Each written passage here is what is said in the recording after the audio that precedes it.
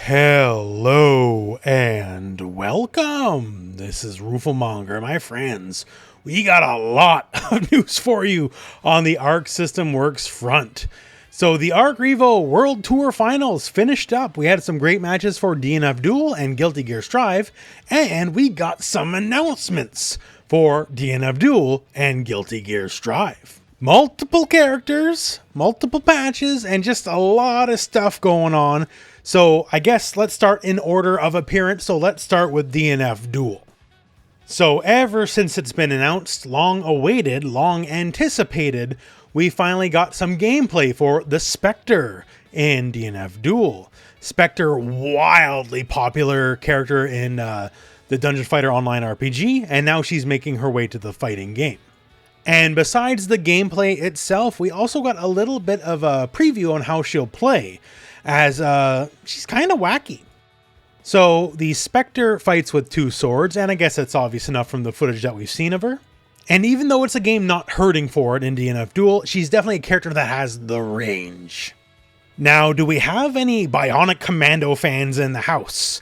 Because Spectre has 8-way air movement thanks to her zip wire. Any cardinal direction or any diagonal, you can use the zip wire to zip in that direction and also, naturally enough, attack from it. So if you want to relive some of those Spencer memories from Marvel vs. Capcom, this might be the character for you. And we also have details now on the proper Season 2 character releases, as we have a DLC roadmap. So the Spectre herself will launch in summer. Our next characters will be in fall and winter. And yes, there will be multiple characters even through 2024. Specifically, they did promise long tail support for the game DnF Duel going into 2024, maybe even beyond.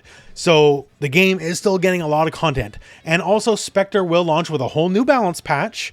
And the last DnF Duel balance patch did a lot of good for the game, so we're getting another one, hopefully tweak things even more. And we're also getting straight up new gameplay systems.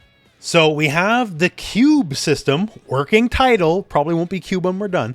And the Cube system plays with the Awakening. So basically, depending on which cube you pick, you enter Awakening earlier or not. So basically, one is the classic style we already have, and one you enter Awakening much earlier.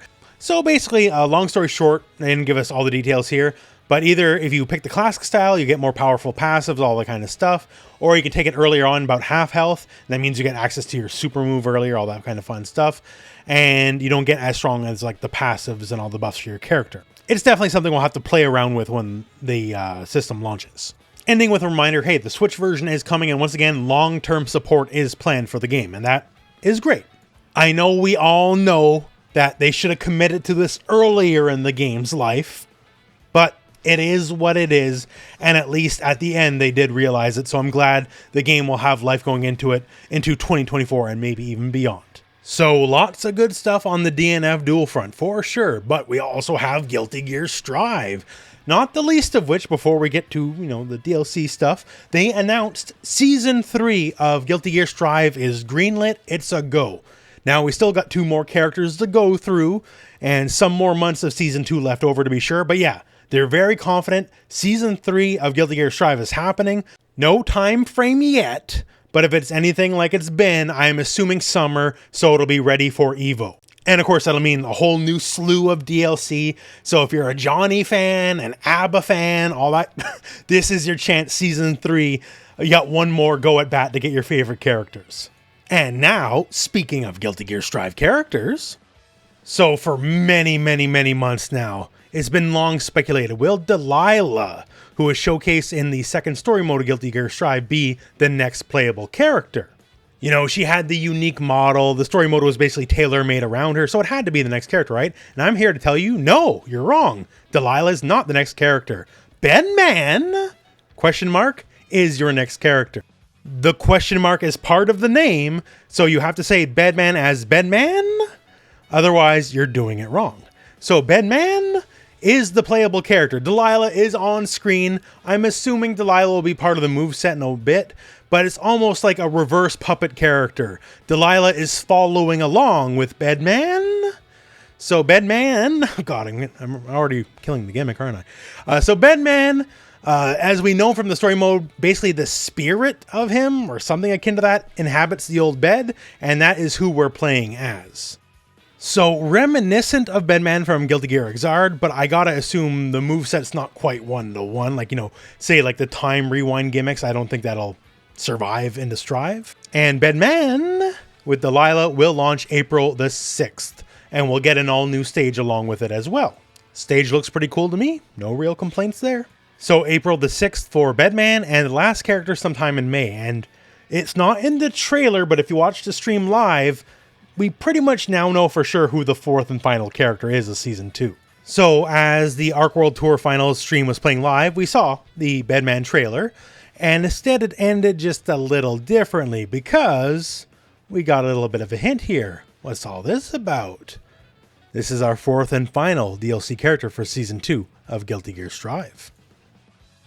And you know what? Let's not belabor the point on this one. This is, without a doubt, absolutely Aska R. Kreutz. That man will finally, after decades, be playable in Guilty Gear.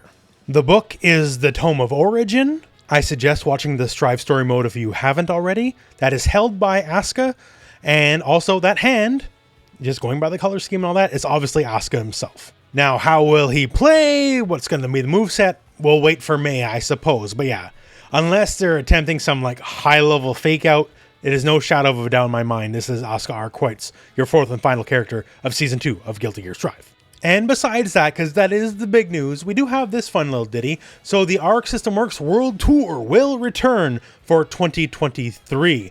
And yes, like, I don't want to shock you or nothing, but yeah, Guilty Gear Strive will be the featured game yet again. So, big day for Arc System Works on a lot of levels, to say the least. DnF Duel will be getting plenty of support well into 2024. They're not going to cut and run.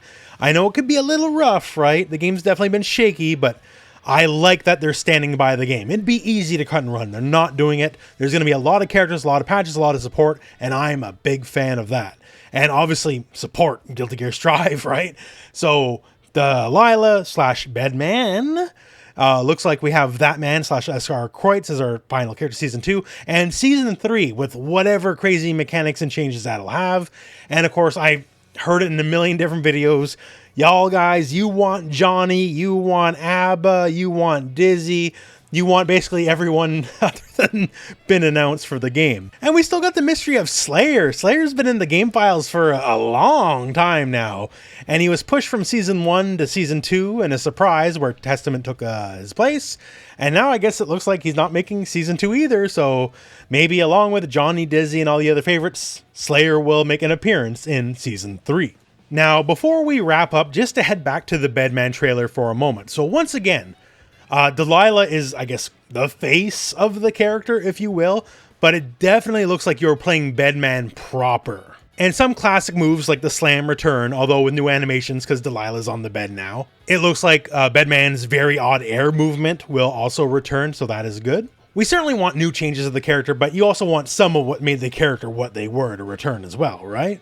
And I do like shots like this, like Bedman being very protective of Delilah in the face of Happy Chaos. I think that's pretty cool.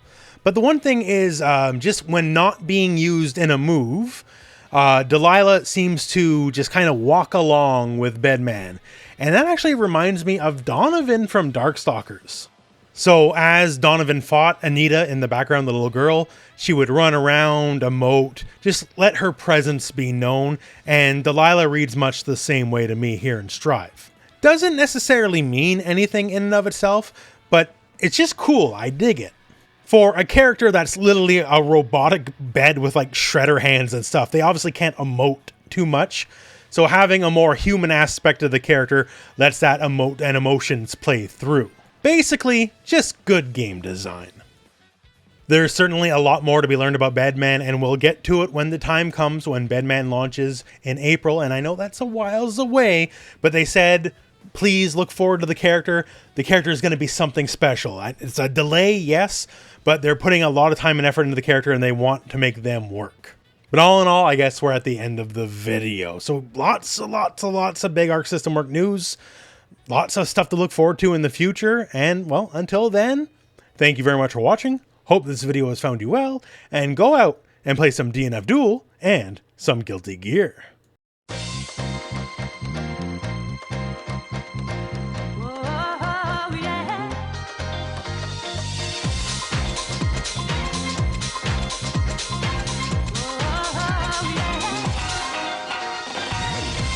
is the love making. This is the love making.